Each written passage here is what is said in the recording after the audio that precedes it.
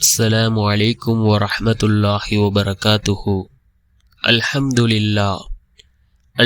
لله الذي نحمده ونستعينه ونستغفره ونؤمن به ونتوكل عليه أما بعد.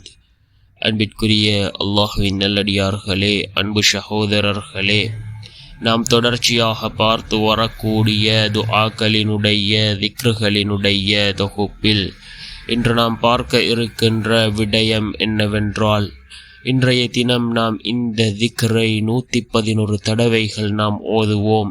இந்த திக்ரை நாம் இந்த எண்ணிக்கை அடிப்படையில் ஓதுகின்ற பொழுது அல்லாஹ் ஜல்ல சுப்ஹானஹு வ தஆலா நாம் கேட்கக்கூடிய விடயங்களை அல்லாஹ் பூர்த்தி செய்து தருகின்றான். அது பணத்தினுடைய தேவைகளாக இருக்கலாம், இன்னும் நம்முடைய வாழ்க்கையில் ஏராளமான தேவைகள் இருக்கலாம். அனைத்தையும் அல்லாஹ் பூர்த்தி செய்து தருகின்றான். அந்த அளவுக்கு சிறந்த ஒரு திக்ரை தான் நாம் இன்றைய வீடியோவில் பார்க்க இருக்கின்றோம். அன்பார்ந்தவர்களே, அல்லாஹ்வின் நல்லடியார்களே, அதிகமானோர் நம்முடைய சேனலை சப்ஸ்கிரைப் செய்யாமல் பார்த்து கொண்டிருக்கின்றீர்கள். நீங்கள் சப்ஸ்கிரைப் செய்து லைக் இடுவதன் மூலமாக நமது சேனலில் உள்ள வீடியோக்கள் இன்னும் பல சகோதரர்களுக்கு கொண்டு போய் சேர்க்கப்படும்.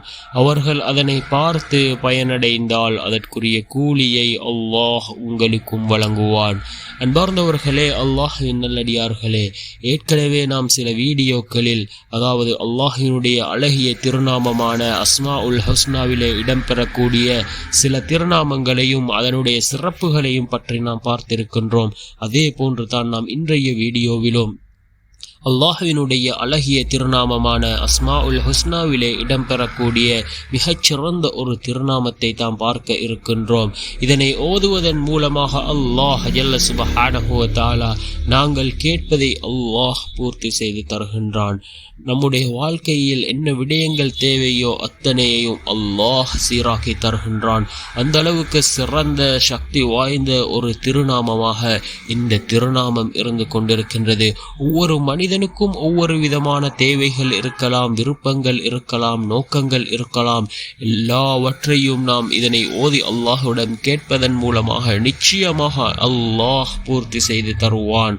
என்ன திருநாமம் என்றால், யா அல்லாஹு யா முஇஸ், யா அல்லாஹு யா முஇஸ் என்று பொருள்படக்கூடிய இந்த திருநாமத்தை நாம் அதிகமாக ஓதுவோம்.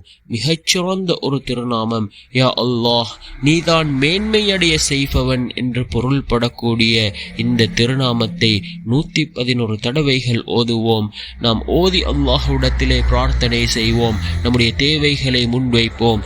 நம்முடைய எல்லா விடயங்களையும் அல்லாஹ் பூர்த்தி செய்து தருவான்.